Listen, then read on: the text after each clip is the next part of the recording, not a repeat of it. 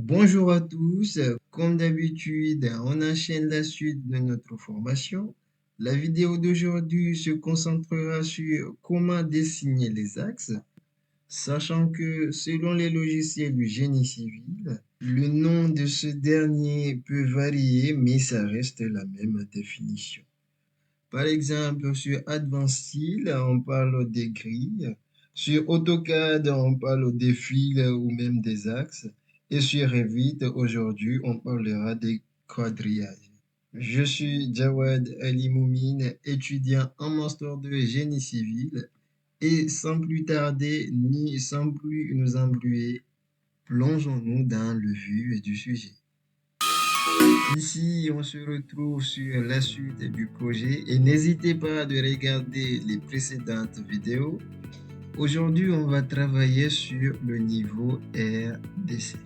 On fait deux clics sur RDC.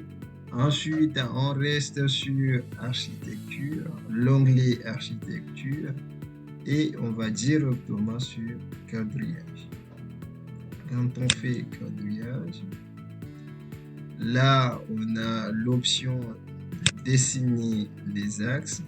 Nous, on va faire 4 axes horizontaux, ainsi 4 axes verticaux. Il suffit de faire un clic et un deuxième clic. Maintenant, on va juste faire la beauté du travail. Voilà. On les aligne. Ensuite, et quand on regarde ici, les axes sont numérotés 1, axe 2, axe 3, ainsi axe 5. Là, on va changer la numérotation. On va le mettre axe 4. Il suffit de cliquer sur l'axe et ensuite changer la numérotation. Deuxième étape, on va faire les axes verticaux. Ici, on fait 1, 2, 3 et 4. Regardons ensemble, ici c'est numéroté 5, 6, 7 et 8. Mais nous, on veut que ça soit A, B, C, D. Il suffit de faire un clic sur l'axe qu'on souhaite numéroter différemment. Et ensuite changer la numérotation 1 à 1. Plus simple, il suffit de savoir l'importance des axes, C et ensuite D. Voilà. Ici, on a déjà fait les différents axes. Deuxièmement, on va les nommer de manière stylée. On va faire un clic et tout sélectionner les axes. Et sur la partie propriété, on va faire modifier le type. Et n'oublie pas de dupliquer le type. C'est comme si c'est à nous de créer un nouveau type. Nous, on va le nommer axe.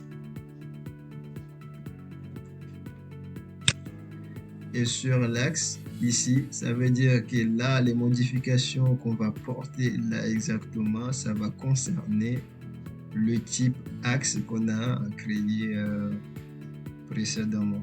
Et nous, on veut que les annotations s'affichent dans les deux côtés. Je fais sur symbole de vue en plan, je clique ici, je rajoute, je fais appliquer et OK. Ici, vous voyez, les axes sont à la fois numérotés dans les deux extrémités.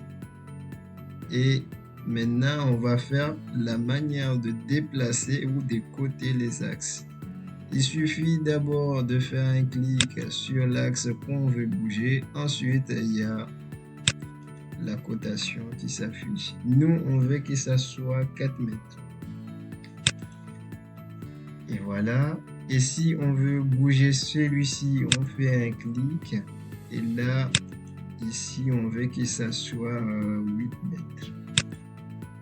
De même, si je veux bouger ce dernier, je fais un clic et je change, je le mets à 4 mètres. Ici, on fait un clic et on change. De même, on fait 4. Ici, on le met à 8 mètres. Et finalement, on le met à 4 mètres. Et voilà, on a l'ensemble de nos axes. Et quand on regarde, on fait une rotation si on veut vraiment savoir. De même, on fait des cotations pour bien s'assurer que c'est bien. Voilà, on a 4, 8 et 4. Et ici, on a 4, 8 et 4. Et merci, c'est la fin de cette vidéo et on va se retrouver bientôt sur une prochaine vidéo. À bientôt.